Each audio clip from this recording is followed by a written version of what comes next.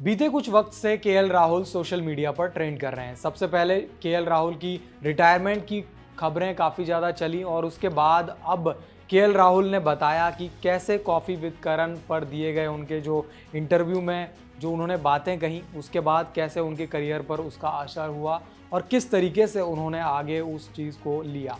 लेकिन सबसे पहले हम आपको बता दें कि कॉफ़ी विद करण में 2019 में केएल राहुल और हार्दिक पांड्या एक साथ जाते हैं और वहाँ पर उनके साथ क्या कुछ होता है, सबसे पहले आपको वो बताते हैं।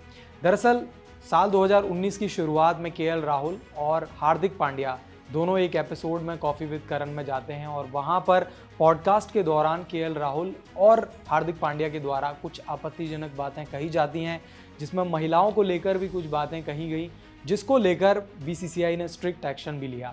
जब एपिसोड सामने आया तो उसके बाद बीसीसीआई के द्वारा एक स्ट्रिक्ट एक्शन लिया गया और इसके साथ ही बीसीसीआई ने उन दोनों ही खिलाड़ियों को सस्पेंड कर दिया।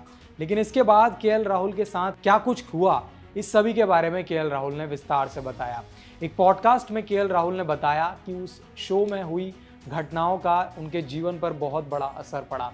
उन्होंने कहा, वह इंटरव्यू अलग ही दुनिया था, उसने मुझे पूरी तरीके से बदल दिया, पूरी तरह से बदल दिया। जब मैं बड़ा हो रहा था तब धीमे बोलने वाला शख्स था, फिर मैं भारत के लिए खेला और मुझे काफ़ी आत्मविश्वास आ गया। अगर मैं 100 लोगों के साथ एक कमरे में हूँ तब भी लोग मुझे जान जाएंगे। अब मुझे नहीं जान पाएंगे क्योंकि उस इंटरव्यू ने मुझे बुरी तरह से डरा दिया। टीम से सस्पेंड हो गया और मैं कभी स्कूल से भी सस्पेंड नहीं हुआ था, कभी सज़ा भी नहीं मिली थी। मुझे पता नहीं था कि इससे कैसे उभरते हैं। मैंने स्कूल में बदमाशी की लेकिन ऐसा कुछ नहीं कहा कि स्कूल से निकाला जाऊं या मेरे माता पिता को स्कूल आना पड़ा। सोशल मीडिया ट्रोलिंग की वजह से उन पर असर पड़ा, इसके बारे में भी उन्होंने कहा। जब वह छोटे थे और करियर के शुरुआती दिनों में थे तब उनके साथ ऐसा नहीं था। उन्होंने कहा, मैं आमतौर पर ट्रोलिंग को झेल लेता था।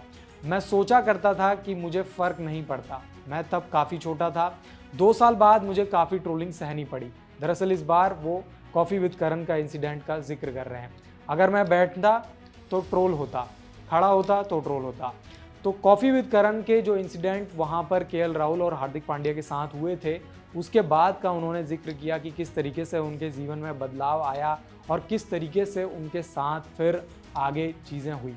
लेकिन सबसे बड़ी बात ये थी कि उस इंटरव्यू के आने के बाद जब उन्हें रियलाइज़ हुआ कि उन्होंने काफ़ी गलत बोला है, तो उसके बाद उन्होंने सोशल मीडिया पर फैंस से माफ़ी भी मांगी और कुछ महीने बाद टीम इंडिया में उनकी वापसी भी हो गई।